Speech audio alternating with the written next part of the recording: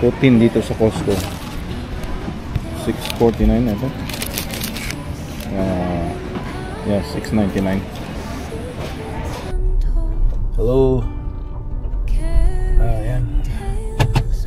Masakit na yung puwet ko sa punod na TV after work. Galing tayo ng Costco. Muna lang pinakain yung mga bata. Wala si Esme na sa trabaho. So punta tayo ng gym para maging magbawas tayo ng ating calories, deficit caloric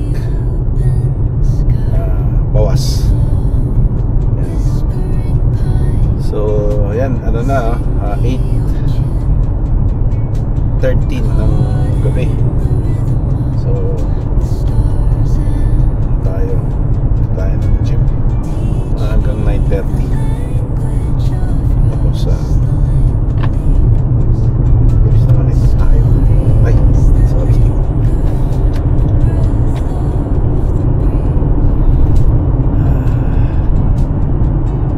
So yan, medyo madilim na yan, I'm just testing the low light performance ng Action 4. Ayan. Para makita natin ang difference. I think naka D-Log M ako. Tapos na lang, lagyan ko ng filter. Yun pala yun, D-Log M. Tapos lagyan ko ng filter. 709 yung regular filter. So mga editor. Pero you can also download, I think, yung filter, LUT filters, para sa editing mo. Yan. Tayo thinking of buying the Pro 5, Action 5 Pro, but I don't know if it's needed. Just want it. I want it, but dahil dun sa may tracking siya, may internal storage, pero hindi ko alam kung if it's really a need, right? So meron nga akong Action 3, Action 4, and then a GoPro 11 and a GoPro 12. So but I'm using ito nga, Action 4 tsaka GoPro 12. So for doing the vlogs. Yan. So April 1st, tomorrow, April Fool's Day. Yan, so pagka may mga post na looks unbelievable, baka huwag niyo paniwalaan kasi it's April Fool's Day. Tapos yung tariffs is in effect on April 2nd as per Trump, right? So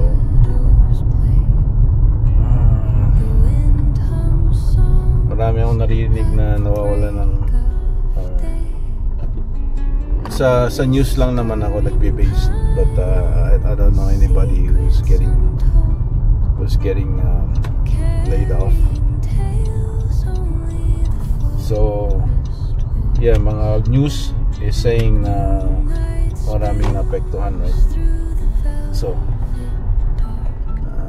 saan tayo? Dito tayo.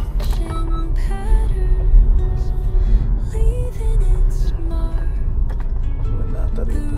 Oops. Park tayo dito.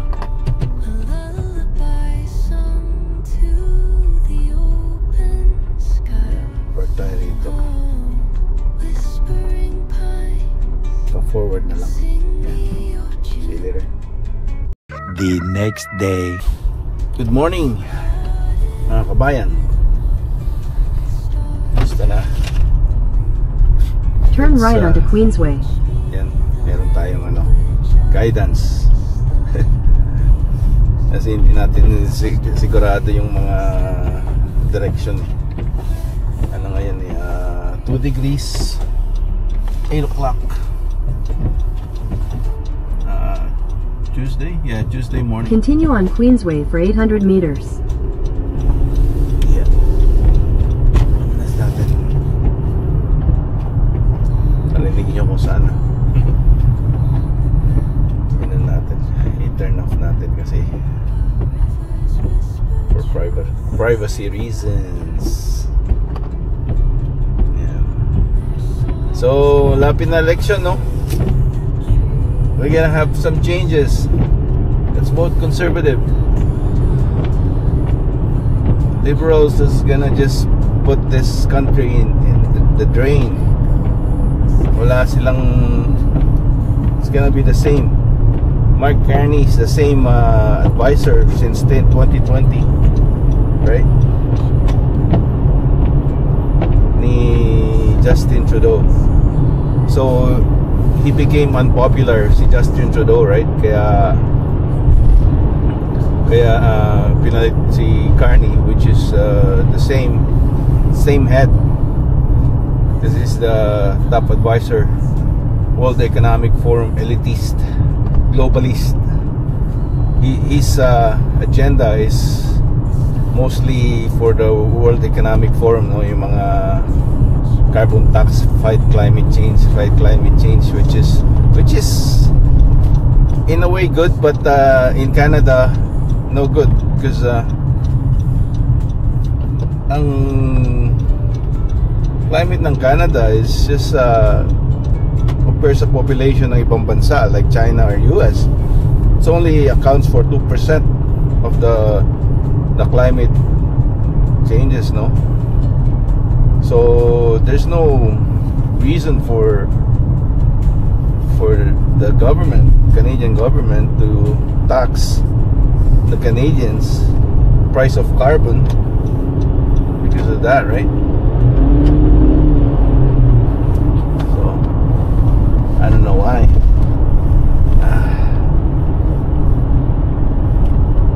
Tayo nag-install tayo. Kailangan pala ng ID. Yan. What is the work to rule job action? Yan, ang work to rule na job action ay isang uri ng protesta kung saan ang mga empleyado ay mahigpit na sumusunod sa lahat ng patakaran at regulasyon ng kumpanya nang walang anumang dagdag na effort o productivity. Sa madaling salita, ginagawa lang nila ang kanilang trabaho ayon sa minimum requirements nang walang overtime, extra task o anumang gawain na karaniwang ginagawa nila para mapabilis ang trabaho. Yan yung mga i-take mo lahat ng breaks mo. Yan. So yung mga kung ano lang nasa job objectives, kasi tayong mga Pilipino, we do more miles from kung ano yung inaas ng trabaho, no? So halimbawa ng work to rule, sundin ng lahat ng break time ng eksakto sa oras. Yan, tapusin lamang ang trabaho sa regular na oras, walang overtime. Yan, overtime kasi parang most likely gusto rin ng kumpanya yun, no, para ma-squeeze nila yung productivity mo. Yun. In return, you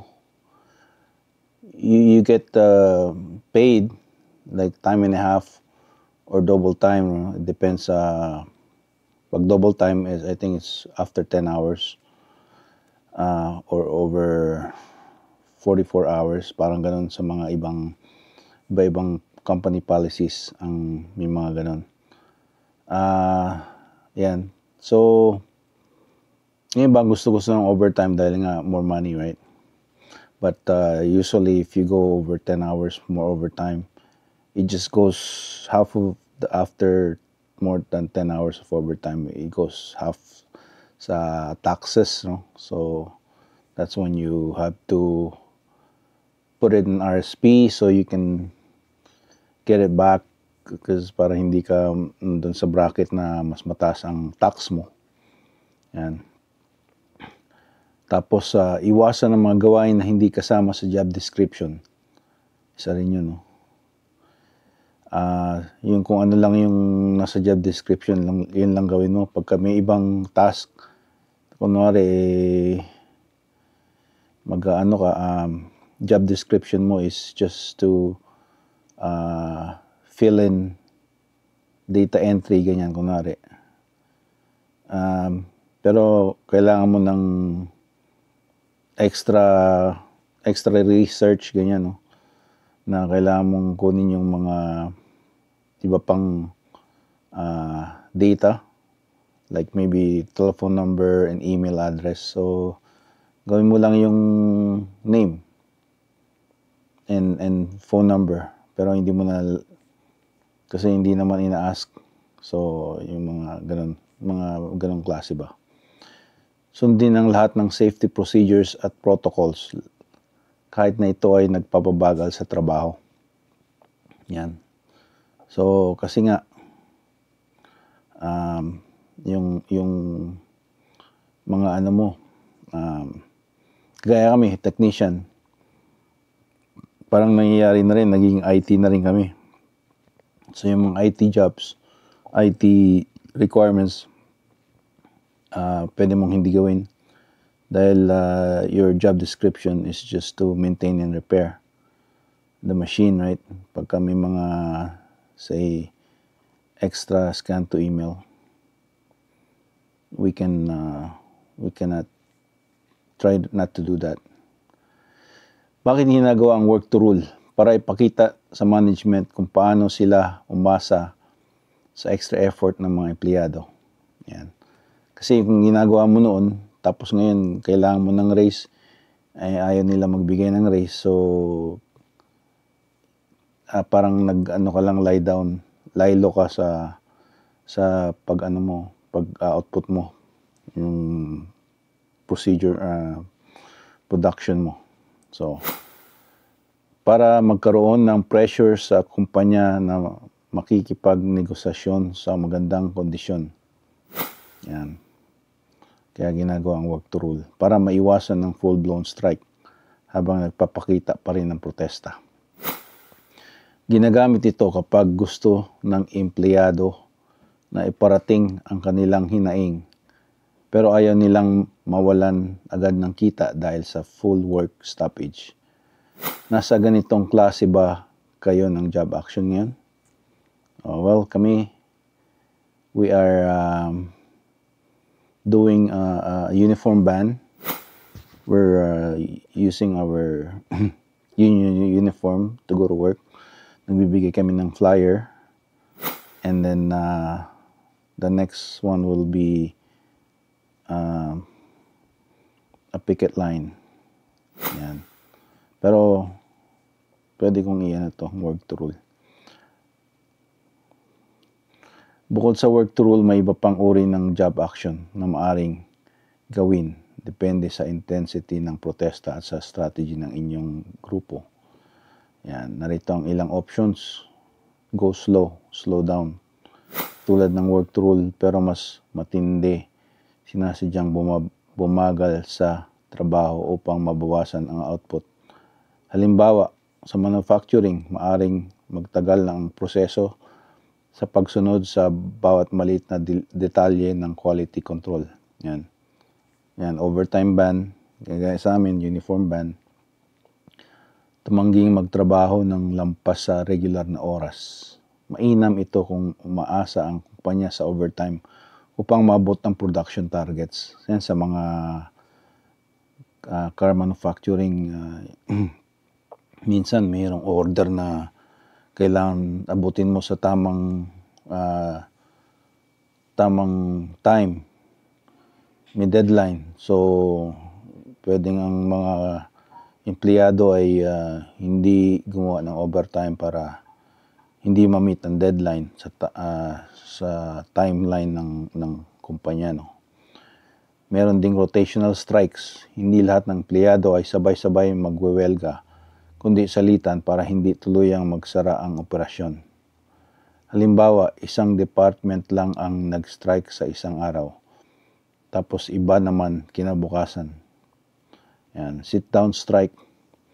Pumapasok ang empleyado pero hindi gumagalaw o gumagawa ng trabaho. Karaniwang ginagawa ito kapag gusto ipakita na hindi madaling palitan ang mga manggagawa. Sick out, mass sick leave. Yan, pwede rin pala yan. Maraming empleyado ang sabay-sabay mag-file ng sick leave upang maapektuhan ang operasyon. Karaniwang ginagamit sa mga sektor kung saan hindi legal ang strike, tulad ng ilang sector services. Pag union, hindi ba legal ang strike? May mga depende siguro sa public pagka essential, no? Sa mga gaya ng electric siguro, ganyan, mga internet, essential na ang internet ngayon dati parang luho ngayon kailangan mo na sa mga online payment mo, ganyan, bangko mo base na sa online lahat Yan. Tapos panghuli ay public awareness campaign. Pwede kang gumamit ng social media, placards at media coverage para ipaalam sa publiko, gaya ng ginagawa ko, ang aming sitwasyon, inyong sitwasyon. Mainam ito upang makuha ang suporta ng community at dagdagan ang pressure sa kumpanya. Nasa ang stage na kayo ng job action? Kung meron man, kung may plano ba kayong mag-shift ng iba-ibang taktika, hindi pa natugunan ng inyong demands. Yeah. Bukas may, I think after nung strike bukas, merong sit down. So, yeah, 1.75, let's not cut it. 1.5%, 1.75, 8 to 12% ng inflation. 1.5% is parang, tapos may tax pa. Para kung magtrabaho ng parang minimum na rin. Specialize ang skills mo as a technician, right? So, yan. Ayun lang. So, yan. At daming mga, as employee, marami kang dapat gampanan. Dapat may side hustle ka rin kahit empleyado ka para may ibang stream of income ka. So, yun ang ating payo ko lang dito pag pumunta kayo dito sa Canada. Okay?